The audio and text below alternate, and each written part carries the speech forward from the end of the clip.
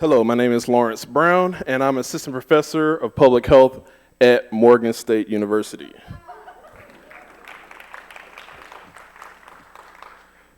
So my talk is called The Struggle for Black Space.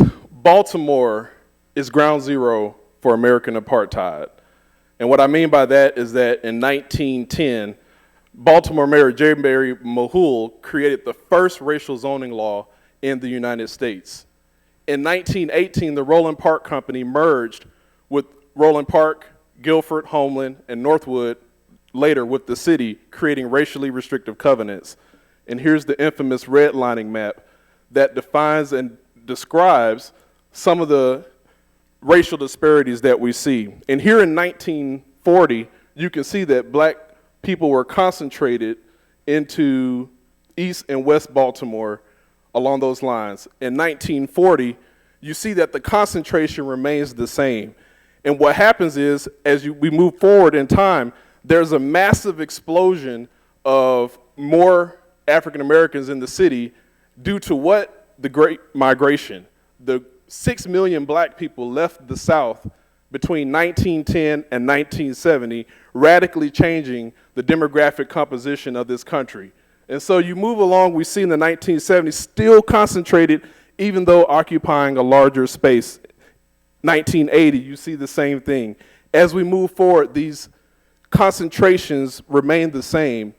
And so it actually helps explain why what we see in the previous presentation would be true, why people in Druid Heights and Upton would live a lower lifespan than the people living in Roland Park. Because segregation actually restricts access to opportunity. It actually creates oftentimes apartheid schools. So here's 2000, and this was actually the maximum concentration that we see.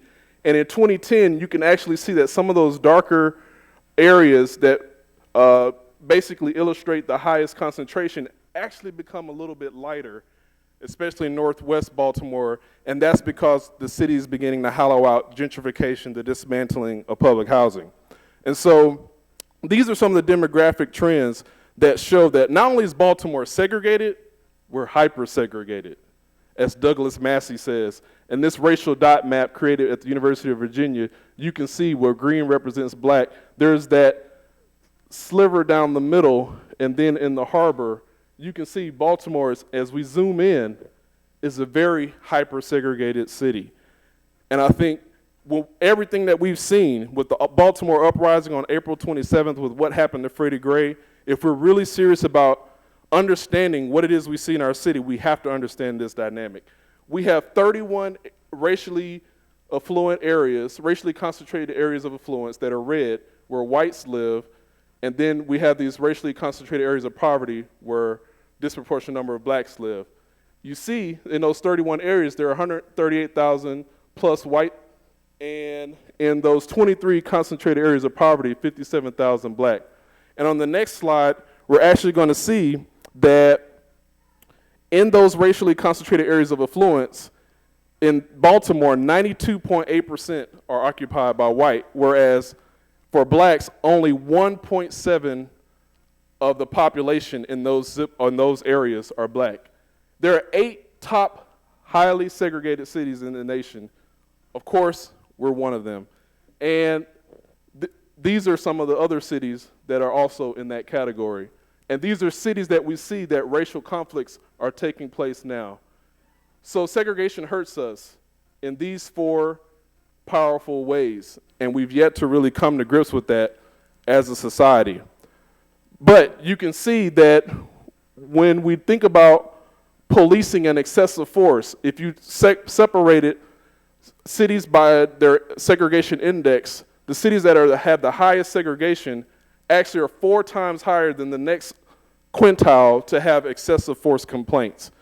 And we also have a situation where only 35% of white officers live in the top 75 urban areas in America.